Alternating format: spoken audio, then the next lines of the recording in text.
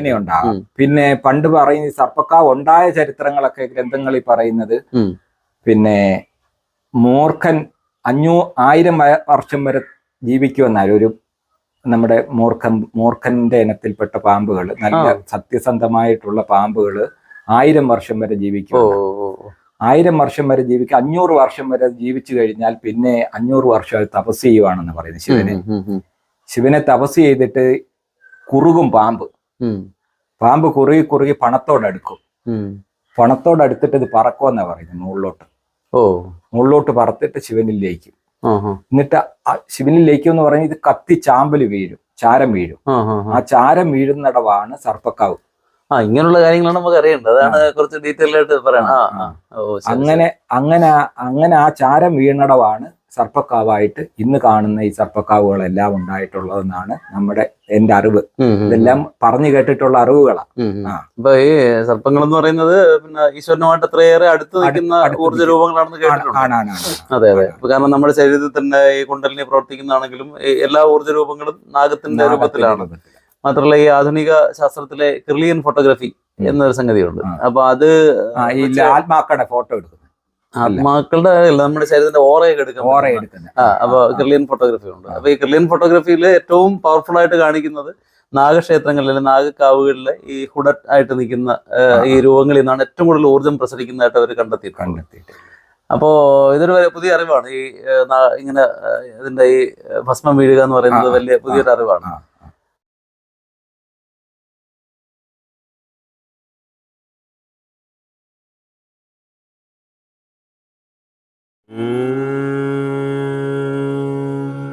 നമഃ ശിവായ.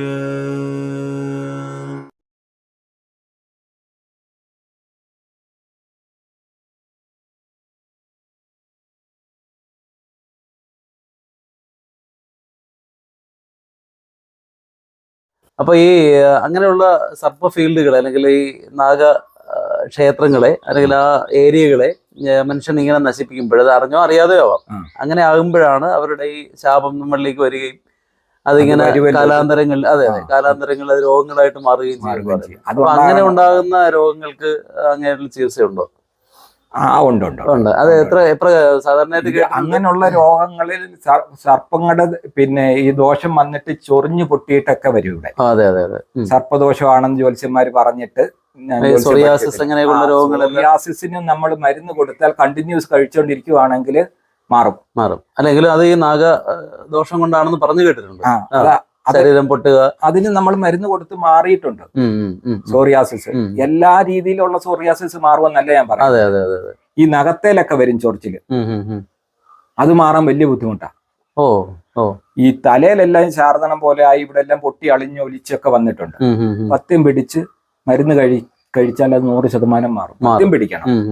ഇവിടുത്തെ നമ്മുടെ വിഷ ചികിത്സയ്ക്ക് പത്യവാ, ഭയങ്കര പത്യവാ. ഉപ്പിന് ഇന്തുപ്പേ ഒക്കത്തുള്ളൂ, തേങ്ങ വെളിച്ചെണ്ണ എണ്ണ ഒന്നും ഒക്കത്തില്ല. അതിന് വരുന്ന നെയ്യ്, എരിക്ക് കുരുമുളകും, ഇത് ചേർത്ത് വേണം ആഹാരങ്ങൾ ഉണ്ടാക്കാൻ. അങ്ങനെ വലിയ പത്യം പിടിച്ചും മരുന്ന് കഴിച്ചാൽ സോറിയാസിസ് ഒരു പരിധി വരെ മാറും. പൂർണ്ണമായിട്ട് മാറിയിട്ടുള്ളവരും ഉണ്ട്. 3 മാസത്തിലും 6 മാസത്തിലും വന്ന് 1-2 കുപ്പി കുടിച്ചിട്ട് പിന്നെ അവര് നോർമലായിട്ട് തന്നെ ജീവിക്കുന്ന ആൾക്കാരും ഉണ്ട് ഇവിടെ. നമ്മുടെ ഇവിടെ വന്ന് മരുന്ന് മേടിച്ചിട്ട് ഇപ്പോഴും.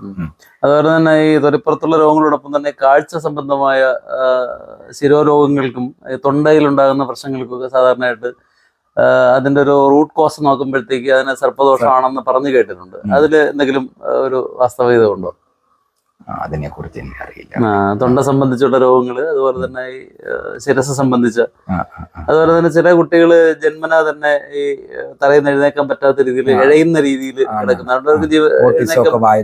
ഓട്ടിസം. പിന്നെ അവർക്ക് നടക്കാൻ പറ്റും, ഈ തീരെ നടക്കാൻ പറ്റാത്ത ശയ്യാവലംബികളായിട്ട് ഉള്ള ചില ആൾക്കാരുണ്ടാവും.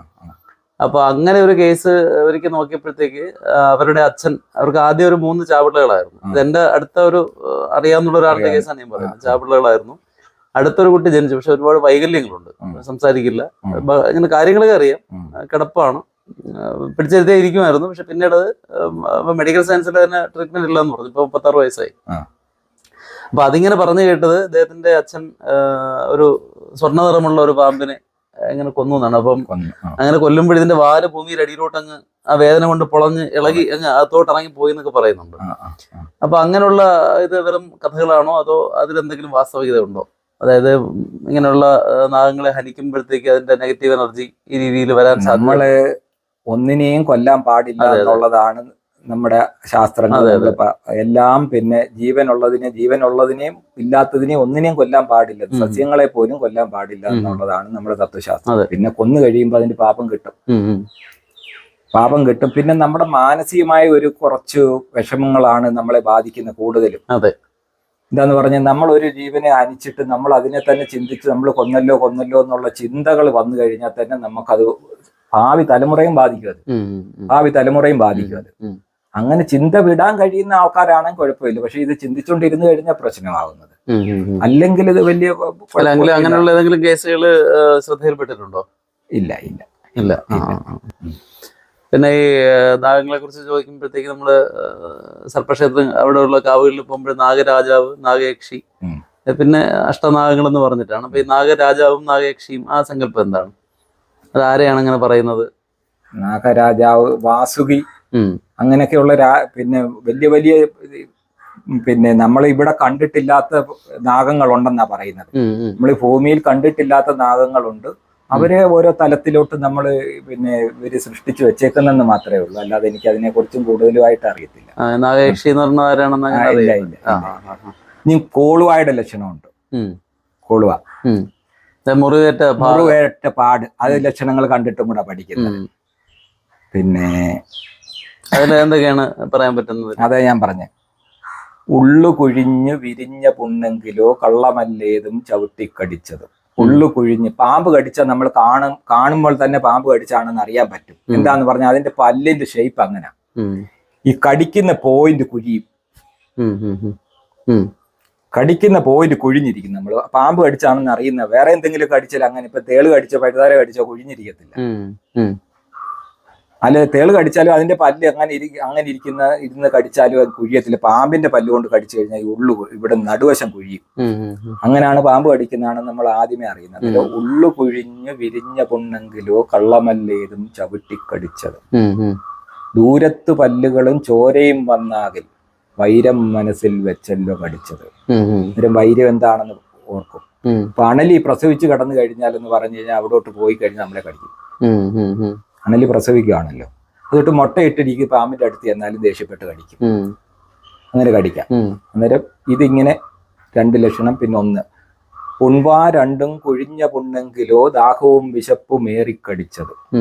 പുൺവ അതിന്റെ കോളുവ രണ്ടും പിന്നെ കുഴിഞ്ഞിരിക്കുവാണെങ്കിൽ അത് ദാഹവും വിശപ്പും ഏറിക്കടിച്ച് അതിന്റെ പല്ലുകളുടെ ഗ്യാപ്പുകൾ അകലം കുറവായിരിക്കും, അതിന് വിഷം കുറവായിരിക്കും. അത് കണ്ടു കഴിഞ്ഞാൽ നമുക്ക് മനസ്സിലാവും ഇത് തീറ്റിക്ക് കടിച്ചതാ. തീറ്റിക്ക് കടിച്ചായതുകൊണ്ട് അത് വിഷപ്പല്ല് ഉപയോഗിച്ചിട്ടില്ല, അത് തീറ്റി പിടിക്കാൻ വേണ്ടി കടിക്കുന്ന. അന്നേരം വിഷം ഇറക്കത്തില്ല. മറ്റേ രണ്ട് രീതിയിലുള്ളതിനും ചവിട്ടിക്കടിച്ചാലും നല്ല പെടലിക്ക് ചവിട്ട് കിട്ടുന്നെങ്കിൽ എന്ന് പറഞ്ഞു കഴിഞ്ഞാല് നമുക്ക് കടി നല്ലോണം ഏക്കത്തില്ല. അല്ലാതെ നമ്മൾ ഇടയ്ക്കെങ്ങാണോ ചവിട്ടുന്നെങ്കിൽ ഈ പറഞ്ഞ പോലെ ഈ കടി നല്ലോണം കെട്ടു. ഉള്ളു കുഴിഞ്ഞ് വിരിഞ്ഞ പുണ്ണെങ്കിലോ കള്ളമല്ലേതും ചവിട്ടിക്കടിച്ച് അത് വിരിഞ്ഞിരിക്കും പുണ്ണ്. ഉള്ളു കൊഴിയുകയും ചെയ്യും. അത് ഇങ്ങനെ വല്ല കടിച്ച് പറിച്ചെടുക്കുക. മറ്റു ദൂരത്ത് പല്ലുകളുമാണ് അത് ദേഷ്യപ്പെട്ട് പൊളിച്ച് കടിക്കുന്നോണ്ട് പല്ലിന്റെ അകലം കൂടുന്നത്. ദൂരത്ത് പല്ലുകളും ചോരയും വന്നാകിൽ വൈരം മനസ്സിൽ വെച്ചല്ലോ കടിച്ചു. അപ്പൊ ഇതിന് ഈ സർപ്പങ്ങള് പിന്നെ എന്തെങ്കിലും പക വീട്ടാറുണ്ടോ? അങ്ങനെ ഒരു സംഗതി ഉണ്ടോ? എന്നാ ഇവിടെ പറഞ്ഞു കേട്ടത് അങ്ങനെ തന്നെ. എന്താന്ന് പറഞ്ഞ മൂർഖം പാമ്പിനെ മേല് നോവിച്ച് വിടരുതെന്ന. അതിനകത്ത് വാസ്തവം എത്ര ഉണ്ടെന്ന് എനിക്കറിയില്ല. ഗ്രന്ഥങ്ങളില് പറയുന്നതായിട്ട് എനിക്കറിയില്ല. മൂർഖനെ മേല് നോവിച്ച് വിട്ടാൽ അത് വീടിന്റെ അവിടെ വരുമെന്നും പിന്നെ നമ്മളെ കടിക്കുമെന്നും ഒക്കെയാണ് നമ്മൾ കേട്ടിട്ടുള്ള ചരിത്രങ്ങൾ. പക്ഷെ അതിനെ കുറിച്ച് എനിക്ക് കാര്യമായിട്ട് പറയാൻ അറിയില്ല. അപ്പൊ ഈ ചികിത്സയ്ക്ക് ഉപയോഗിക്കുന്ന പിന്നെ മരുന്നുകൾ എടുക്കുന്നതെല്ലാം പ്രകൃതിയിൽ നിന്നാണല്ലോ. ആണ്. അപ്പൊ അതിന് ഉപയോഗിക്കുന്ന ചെടികൾ ഏതൊക്കെയാണ്, അതൊന്ന് പറയാമോ? മരുന്നായിട്ട് ഉപയോഗിക്കുന്നത് ഇവിടെ ഇപ്പൊ എന്ന് പറഞ്ഞ് പാമ്പ് കടിച്ചാല് നമ്മൾ ആദ്യം വന്ന് ഈ ലക്ഷണങ്ങളൊക്കെ നോക്കി അങ്ങനെയാണെങ്കിൽ പണ്ടത്തെ കാര്യങ്ങളാണ് ഞാൻ പറയുന്നത്. അവർ ചികിത്സിച്ചത്. ഇവർ വന്നു കഴിഞ്ഞാൽ ആദ്യമേ നമ്മൾ ഈ ലക്ഷണങ്ങളെല്ലാം കണ്ടിട്ട് ഇത് തീറ്റിക്ക് കടിച്ചതാണോ അല്ലെങ്കിൽ പിന്നെ വൈരം വെച്ച് അടിച്ചതാണോ അല്ലെങ്കിൽ ചവിട്ടി കടിച്ചാണോ കണ്ടുപിടിക്കും. എന്നിട്ട് നമ്മൾ കൈവച്ച് തന്നെ നോക്കും അവിടെ വിഷം എത്രമാത്രം ഉണ്ടെന്ന് കൈവച്ച് നോക്കുമ്പോൾ തന്നെ അറിയാൻ പറ്റുന്നു. കൈവച്ച് നോക്കിയിട്ടെന്ന് പറഞ്ഞാൽ ആദ്യമേ കെട്ടിയിട്ടായിരിക്കും മിക്കവാറും കൊണ്ടുവരുന്നത്. അല്ല, അതിന്റെ ഇടയ്ക്ക് ഞാനൊരു കാര്യം പറഞ്ഞിട്ട് നമുക്ക് ലോകർക്ക് ചെയ്യാൻ പറ്റുന്ന ഒരു എന്താ പറഞ്ഞു ഉപകാരപ്രദമായ ഒരു കാര്യം ഞാൻ പറഞ്ഞു കൊടുക്കാം.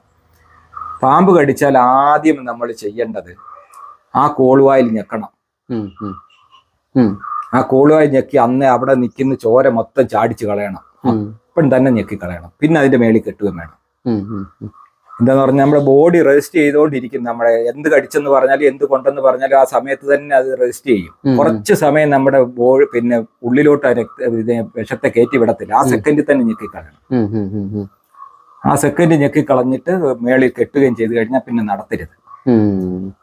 ഇന്ന് കാലത്തായാലും ആശുപത്രി കൊണ്ടുപോകുന്നതിലും ഇത്രയും കാര്യങ്ങൾ ചെയ്യണം. കിടത്തണ്ട, നടത്താതിരുന്നാൽ മതി. എങ്ങനെയെങ്കിലും സ്കൂട്ടറെ വെച്ചോ അല്ലെങ്കിൽ എടുത്തോണ്ടോ എങ്ങനെയാണെന്ന് വെച്ച് കഴിഞ്ഞാൽ നടന്നാൽ എന്താണ് കുഴപ്പമെന്ന് പറഞ്ഞാൽ ബ്ലഡ് സർക്കുലേഷൻ കൂടും. ബ്ലഡ് മേളിലോട്ട് പമ്പ് ചെയ്യാനുള്ള കെട്ടുമല്ലേ ചെയ്യുന്നത്. കെട്ടിക്കഴിയുമ്പോൾ അതിലൂടെ പിന്നെയും ബ്ലഡ് മേളിലോട്ട് പമ്പ് ചെയ്യാനുള്ള ഒരു സാഹചര്യം ഉണ്ടാകുമല്ലേ നടക്കുമ്പോഴേ. അതുകൊണ്ട് പിന്നെ നടക്കാതിരിക്കുന്നത് ഏറ്റവും ഉത്തമമാണ്. പിന്നെ ചികിത്സ എന്ന് പറഞ്ഞാൽ നമ്മൾ ഇങ്ങനെ വിഷം ഉണ്ടോ എന്ന് നോക്കിയിട്ടെന്ന് പറഞ്ഞ് പച്ചമരുന്ന് അരച്ചിടുക ആദ്യമേ ചെയ്യുന്നത്. ഇപ്പം കാലയിൽ ഭയങ്കരമായിട്ട് ചൂടുണ്ട്, ചന്ദനം അരച്ചിടും. ഇനി അതല്ല ചൂടില്ല വിഷം കുറവാണെങ്കിൽ പച്ചമരുന്ന് അരച്ചിടും. അതിനിവിടെ നമുക്ക് ഇപ്പൊ ഇവിടെ ഉള്ളതെന്ന് പറഞ്ഞു കഴിഞ്ഞാൽ നമ്മൾ പഴയ മരുന്നുകൾ ഇവിടെ ഒന്നും ഇല്ലാത്ത, നമ്മൾ ഇപ്പം കേൾക്കുന്നവർക്ക് ഒരു പുതുമ ഉണ്ടാകും. ഗരുഡക്കൊടി എന്ന് പറയുന്ന മരുന്നുണ്ട്, യൂട്യൂബിലൊക്കെ ഉണ്ട്. ഗരുഡക്കൊടി അതിവിടെ ഉണ്ട്. അതിന്റെ ഇല അരച്ചിട്ടാണ് ആദ്യമേ നമ്മള് മോളിന്ന് താഴോട്ട് തൂത്ത് കൊടുക്കുന്നത്. പിന്നെന്ന് പറഞ്ഞു കഴിഞ്ഞാൽ എല്ലാ മരുന്നുകള് ഈ നിൽക്കുന്നത് പുങ്ക, അണലി വിഷത്തിനുള്ള മരുന്ന് പുങ്ക്. പിന്നെ നെന്മേനി വാഹയുണ്ട്. അങ്ങനെ ഇവിടെ തന്നെ ഉണ്ട്. നീലാമരി ഇപ്പൊ ഇല്ല. നീലാമരി ഇതെല്ലാം വിഷത്തിനുള്ള മരുന്നുകളാണ്. ഓരോ ഇലകളും ഓരോരോ ലക്ഷണങ്ങൾ കാണുമ്പോൾ അതനുസരിച്ചുള്ള മരുന്നുകളാണ് ചെയ്യുന്നത്. ഇനിയിപ്പോ പറഞ്ഞപ്പോൾ ഒന്ന് ഓർക്കുന്നത് ലക്ഷണങ്ങളും കൂടെ അല്ലെ എങ്ങനെ ചികിത്സ നടത്തുന്നതും കൂടെ പറയാം. ഇവിടെ പറഞ്ഞിട്ട് അത് പറയാം എങ്ങനെയാണെന്ന് വെച്ച് കഴിഞ്ഞാൽ, പിന്നെ ത്വക്കിൽ വിഷമത് നിൽക്കുന്ന ദശാന്തരെ കെൽപ്പോട് രോമാഞ്ചം ഉണ്ടായി വരും. നമ്മൾ കടിക്കുന്ന സമയത്ത് കടിക്കുന്നപ്പോൾ ത്വക്കിലാണ് ആദ്യമേ വിഷം കയറുന്നത്. ആ ത്വക്കിലാണെങ്കിൽ അന്നേരം രോമാഞ്ചം ഉണ്ടാകും, രോമം എല്ലാം എഴുന്നേക്കും. അതാണ്. പിന്നെ വിഷം രുതിരത്തിൽ നിന്നിടുകിൽ, രുതിരം അറിയാവേ, രക്തത്തിൽ വിഷം നിന്നിടുകിൽ മുന്നേ മുഖം വിയർത്തിയിടുന്ന ദേഹിനാൽ. മുഖം വിയർക്കും. ഈ മുഖം വിയർക്കുന്നത് പേടിച്ചിട്ടും വിയർക്കും, ഭയം കൊണ്ടും വിയർക്കും. അന്നേരം ഇത് ഭയം കൊണ്ടാണോ ഇത് രക്തത്തിലായതുകൊണ്ടാണോ എന്ന് ചിലപ്പോൾ നമുക്ക് കണ്ടുപിടിക്കാൻ ബുദ്ധിമുട്ടാണ്. അന്നേരം നമ്മൾ ഈ മുഖം വിയർക്കുമ്പോൾ അതിനുള്ള മരുന്ന് കൊടുക്കും. അണലിയാണ് കടിച്ച അണലിക്കുള്ളത്, മൂർഖനാണെങ്കിൽ മൂർഖനുള്ള മരുന്ന് അമ്മയൊക്കെ ചെയ്യുന്ന കണ്ടിട്ടുണ്ട്. അതിനുള്ള മരുന്ന് കൊടുക്കും. അപ്പോഴും ധാതു തെറ്റി നമ്മുടെ മുഖം പേടിച്ചിട്ടാ വിയർത്തെങ്കിൽ നമ്മൾ ആദ്യം മുഖം വിയർത്തപ്പോൾ അതിനുള്ള മരുന്ന് കൊടുത്ത് ധാതുക്കൾ തെറ്റിപ്പോയി. നമ്മൾ ത്വക്കിലെ വിഷം ഉള്ളെങ്കിൽ നമുക്കൊരു ഞൊടിഞ്ഞൊട്ടയുടെ കഷായം വെച്ച് കൊടുത്തു കഴിഞ്ഞാൽ ഈ ധാതുക്കൾ മാറി ചികിത്സിച്ചത് മാറിപ്പോകും. ആ വിഷം നമുക്ക് എവിടാ പ്രയോജനപ്പെടേണ്ടത് അവിടെ പ്രയോജനപ്പെടും. ഈ പിന്നെ ത്വക്കിൽ രുതിരത്തിൽ വിഷം നിന്നിടുകിൽ മുന്നേ മുഖം വിയർത്തിയിടുന്ന ദേഹിനാൽ മാംസത്തിലെത്തി വിഷമെന്നിരിക്കലോ മന്യമാം കാന്തി പോയി ഉഷ്ണം ഏറ്റം നിറണം. കാന്തി പോവും എന്ന് പറഞ്ഞാൽ നമ്മുടെ തേജസ് നഷ്ടപ്പെടും. കാന്തി പോയി ഏറ്റവും ഉഷ്ണം, ഭയങ്കര ചൂടായിരിക്കും. മേധസ്സിലാ വിഷം നിൽക്കുന്ന ദശാന്തരെ സാദമുണ്ടായി വരുന്ന ആവിനും ഏറ്റവും. സാദം എന്ന് പറഞ്ഞു കഴിഞ്ഞാൽ തളർച്ച. എൻ്റെ അമ്മ ചോദിക്കുന്ന കേട്ടിട്ടുണ്ട്, കള്ളു കുടിച്ചിട്ടാണോ വന്നേന്ന്. കുഴച്ചിലുണ്ടായിട്ടെന്ന് പറഞ്ഞു കഴിഞ്ഞാൽ പിന്നെ കള്ളു കുടിച്ചവര് സംസാരിക്കുന്ന പോലെ സംസാരിക്കും. അന്നേരം കള്ളു കുടിച്ചല്ലെന്ന് പറയും. അന്നേരം അങ്ങനെ സാദമുണ്ടായി വരുന്ന ആവിനും ഏറ്റവും വേഗേന കർണങ്ങൾ കേൾക്കരുതാതെയാവും, ചെവി കേൾക്കാതെ വരും. അതൊക്കെ ഒരു സ്റ്റേജ് അങ്ങ് മേളിലോട്ട് പോവാം. ഓരോരോ സ്റ്റേജ് ആദ്യം ത്വക്കിലാകുമ്പോൾ ചെറിയ ത്വക്കിലും പിന്നെ രക്തത്തിലും ഒക്കെയാണ് നമുക്ക് ചികിത്സിച്ച മാറും എളുപ്പം. ഇതൊക്കെ എന്ന് പറഞ്ഞാൽ മജ്ഞയിലൊക്കെ ആകുമ്പോൾ എന്ന് പറഞ്ഞു കഴിഞ്ഞാൽ വേഗേന കർണങ്ങൾ കേൾക്കരുതാതെയാം ദേഹത്തിന് ഏറ്റവും മറിച്ചിലുണ്ടായി. ഇരിക്കത്തില്ലരുത്ത്, അവിടെ ഇരിക്കണം, കിടക്കണം, നിൽക്കണം, അങ്ങനെ പല വെപ്രാളങ്ങൾ കാണിക്കും. ദേഹത്തിനേറ്റം മറിച്ചിലുണ്ടായി വരും. വേഗേന കർണങ്ങൾ കേൾക്കരുതാതെയാ. അസ്ഥിയിലെത്തി വിഷമെന്നിരിക്കിലോ വൃത്തമാം കണ്ണുകൾ കണ്ഠവും ഞാന്നു പോവും. അസ്ഥിയിലെത്തി വിഷമെന്നിരിക്കിലോ വൃത്തമാം കണ്ണുകൾ കണ്ഠവും ഞാന്നു പോവും എന്ന് പറഞ്ഞു കഴിഞ്ഞാൽ കണ്ണടഞ്ഞു പോകും. കണ്ണിങ്ങനെ അടഞ്ഞു പോകും. പെടലി ഇങ്ങനെ നേരെ നിൽക്കാനൊക്കാതെ വരും. അസ്ഥിയിലെത്തി വിഷമെന്നിരിക്കിലോ കണ്ണുകൾ കണ്ഠവും ഞാന്നു പോവും. മജ്ഞയിലെ വിഷം ദീർഘനിശ്വാസവും ഇക്കളും മേൽക്കുമേൽ വരുത്തുന്നു ദേഹിനാൽ. മജ്ഞയിലായ കൈ ശുക്ലത്തിൽ മോഹം മരണമെന്നീ വരം. ശുക്ലത്തിലെത്തിയാൽ ഓരോ ജീവൻ ഇങ്ങനെ ഓടി ഒളിക്കുന്നെന്നാ പറയുന്നത് ഓരോ അവസ്ഥയിലും. പിന്നെ കർമ്മത്തിനൊത്തുപോൽ വന്നിടുന്നു നിർണാം. അങ്ങനെ ഇത് ആദ്യമേ ത്വക്കിലൊളിക്കും, പിന്നെ രക്തത്തിൽ പോവും, പിന്നെ മാംസത്തിൽ പോവും, പിന്നെ മജ്ജയിൽ പോവും, പിന്നെ അസ്ഥിയിൽ പോവും, പിന്നെ അങ്ങനെ ഓരോ അവസ്ഥയിൽ ഇങ്ങനെ എത്തി ശുക്ലത്തിലെത്തും. എത്തി അവിടെ ചെന്നാ മരിക്കും. പിന്നെ കർമ്മത്തിനൊത്തുപോൽ വന്നിടുന്നു മരണാം. നമ്മുടെ കർമ്മത്തിനൊത്ത് ചിലപ്പോൾ രക്ഷപ്പെടാം, അവിടെയും രക്ഷപ്പെടും. ഈശ്വര നിയോഗത്താൽ ചിലപ്പോൾ അവിടെയും രക്ഷപ്പെടാൻ സാധ്യതയുണ്ട്. നമ്മുടെ കർമ്മഗതിക്ക് അനുസരിച്ചിരിക്കുമെന്നാണ്. പിന്നെ ഇവരാണ്ട് ഈ ജാതകപ്രകാരം അയാൾക്ക് സർപ്പദംശനെ ഏക്കാനായിട്ട് നിയോഗം ഉണ്ടോ? അതിനുള്ള കാരണങ്ങൾ എന്തായിരിക്കും? അങ്ങനെ എന്തെങ്കിലും? അത് പൂർവ്വജന്മ കാരണങ്ങൾ തന്നെയുള്ളൂ. പൂർവ്വജന്മാർജിതമായിട്ടുള്ള പാപങ്ങളുടെ ഫലമായിട്ടാണ് ഇത്. നമുക്ക് 100% പൂർവ്വജന്മത്തിൽ നമ്മുടെ തെറ്റുകൾക്ക് ഫലമായിട്ടാണ് നമുക്ക്. എന്ത് തരത്തിലുള്ള കർമ്മങ്ങളായിരിക്കും അതാണ് ചോദിച്ചത്. അങ്ങനെ അത് പറയാൻ പറ്റുമോ? അത് പറയാൻ പറ്റില്ല. അപ്പൊ അതുകൊണ്ട് ഈ സർപ്പപ്രീതിക്ക് വേണ്ടി എന്തൊക്കെയാണ് ചെയ്യുന്നത്? ചില വീടുകളിൽ അങ്ങ് പറഞ്ഞതുപോലെ കൃത്യമായിട്ട് പാമ്പുകൾ വരും. അതായത് ഈ മാർബിളിട്ട വീടുകളിൽ പോലും പാമ്പിന്റെ അടുത്ത കാലത്ത് ഒരു ഹയർ സെക്കൻഡറി അധ്യാപിക എന്നോട് സംസാരിച്ചായിരുന്നു. അവരുടെ വീട്ടിൽ ഒരിക്കലും നമുക്ക് പ്രതീക്ഷിക്കാൻ പറ്റില്ല. കാരണം വീടിന്റെ ചുറ്റാകെല്ലാം ടൈൽസും എല്ലാം ഇട്ടിട്ടുണ്ട്. വീടിനകമെന്ന് വെച്ചാൽ ഈ പാമ്പ് കയറാൻ പറ്റാത്ത രീതിയിലുള്ള മാർബിളും മൊസൈക്കല്ല, മാർബിളും ടൈൽസും ഒക്കെയാണ്. ഭിത്തികളിൽ പോലും ഒരു ചെറിയ പൊക്കം വരെ ഇതാണ്. പക്ഷെ അതിനകത്ത് പലപ്പോഴും ടീപ്പോര പുറത്തും അവിടെ ഇവിടെയൊക്കെ ഇങ്ങനെ പാമ്പുകൾ കയറി അവരെ വീട്ടിൽ ഇരിക്കുന്നുണ്ട്. അവർക്ക് അത് നിത്യസാന്നിധ്യമാണ്. അപ്പൊ ചില വീടുകളിൽ അങ്ങനെ കേട്ടിട്ടുണ്ട്. അപ്പൊ ഈ പാമ്പുകളെ ആ വീട്ടിലേക്ക് ആകർഷിക്കുന്ന എന്തെങ്കിലും ഘടകങ്ങൾ എന്തായിരിക്കും അതിനുള്ള? നമ്മൾ സാധാരണ സയന്റിഫിക് ആയിട്ട് പറയുന്നതല്ല. അതല്ല ഈ ഇപ്പൊ ഞാൻ ഇവിടെ സ്ഥിരം വരുന്ന ആ ഒരു സ്ത്രീയാ, അവരിൽ എന്തോ അട്രാക്ട് ആകുന്നുണ്ടെന്നുള്ളത്. അവരെ വീട്ടിലുള്ള ബാക്കിയുള്ള ആരെയും കടിക്കുന്നില്ല. ബാക്കി വീട്ടിലുള്ള ഒരു കുഞ്ഞിനെയും കടിക്കുന്നില്ല. ഇവരെ മാത്രം തെരഞ്ഞു പിടിച്ചത് കടിക്കും. വെളിയിലോട്ട് ഇറങ്ങി ആ സെക്കൻഡ് കടിക്കും. എന്നിട്ട് ഓടി ഇവിടെ വരും. മോഡേൺ സയൻസിന് ഉത്തരവില്ല. അവര് എന്തെങ്കിലും ആകസ്മികം എന്ന് പറഞ്ഞാൽ തള്ളിക്കളയും. പക്ഷെ അങ്ങയുടെ രീതിയിൽ എന്തെങ്കിലും അതിന് ഒരു കാരണം കണ്ടെത്താൻ കഴിയുമോ? അങ്ങനെ എന്തെങ്കിലും? അങ്ങനെ കാരണം കണ്ടെത്താൻ കഴിയത്തില്ല. എന്തായാലും വിഷവൈദ്യത്തെ കുറിച്ചുള്ള കുറെ വിവരങ്ങൾ പങ്കുവച്ചതിൽ സന്തോഷം.